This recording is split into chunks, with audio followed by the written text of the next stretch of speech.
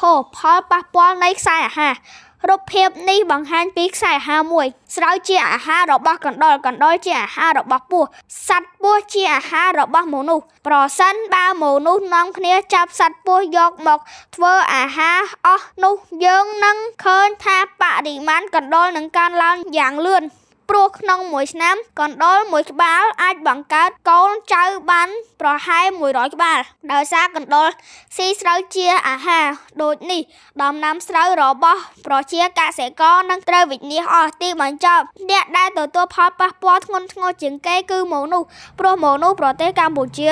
យកដំណាំស្រូវធ្វើជាមូលដ្ឋានសេដ្ឋកិច្ចនិងជាមូលដ្ឋាននៃប្រភពអាហារជារួមនៅពេលបាត់បង់ផ្នែកណាមួយនៃខ្សែអាហារវានឹងធ្វើឲ្យមានផលប៉ះពាល់ជានិច្ចដល់មនុស្សសត្វនិងរុក្ខជាតិ